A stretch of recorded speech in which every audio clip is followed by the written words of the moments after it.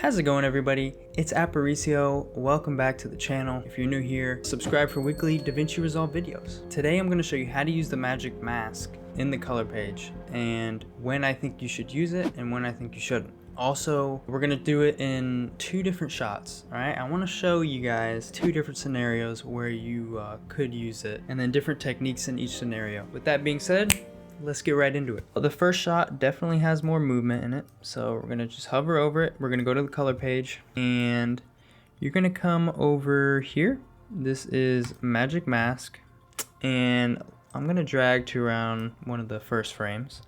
And all right, so right here at the top right, we have object mask, okay, or person mask. To be honest, I think magic mask object works even better for a person. All right, so I'm gonna go to like one of the first frames. I'm gonna go ahead and draw a line around our subject. It does not have to be pretty, guys. All right, there we go. And you can see it picked up a lot more. So I'm going to go here to the minus selector tool, as you can see, and I'm just gonna draw a line through that. All right, we have the highlight on so we can see it well, or you can come over here to toggle mask overlay. That's good as well. I like to use the highlight more just to see what I'm doing. And go to blur radius. You can put the blur up a little bit so it's not so sharp. Put the denoise up, and then I like to mess with this radius dial here. See, it goes in a little bit, makes it a little more accurate. So sweet. So now you're gonna go here to track forward and backward. And as you can see, we kind of have a nice track here. If your tracking with your magic mask is going very poorly, you can always go here to quality and click better. It takes a little bit more computing power, but it is a little bit better with the tracking. But somewhere along the line, it kind of gets screwed up right here. So you could just go to that frame where it's at the beginning of the tragedy and go ahead and select it. And you can select this and move it. You can move your selections and then go ahead and track forward from there. And as you can see, we're good there. Same thing with this tray. Go ahead and select it. I'll move it up and then track forward from there. And boom. You can come right here. You can invert the mask right here. So I'm gonna go to our node. I'm just gonna add an outside node, okay? I wanna add an outside node. And let's turn the highlight off. And I just wanna kind of be able to separate her from the background. That's pretty much why I did this. So we're gonna take the offset. We're just gonna cool that background off a little bit. And then we're gonna come to our subject.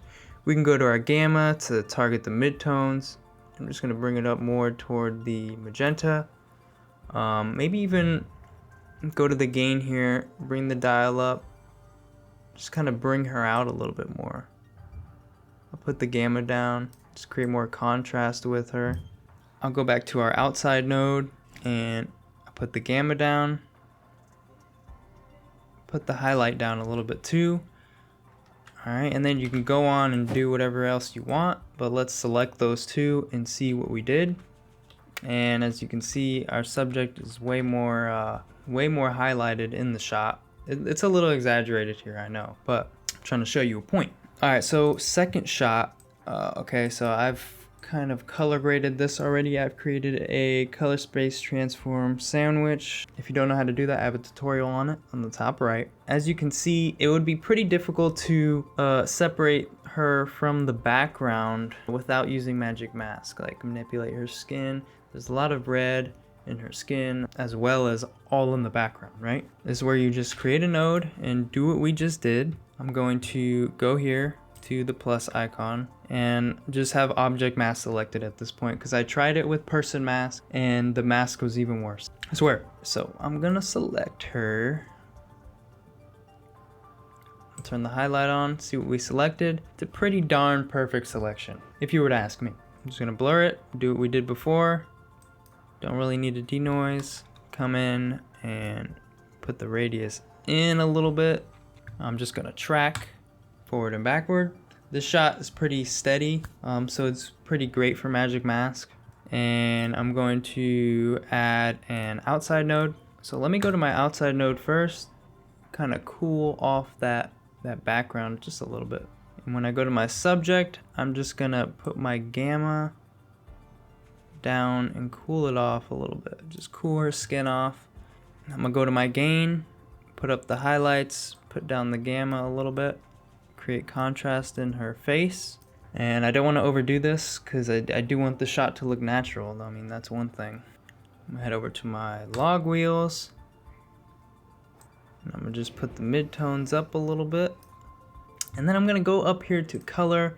I'm gonna go to full printer light. I'm just gonna go here to minus yellow. Take some yellow out of her face. Go back to the background.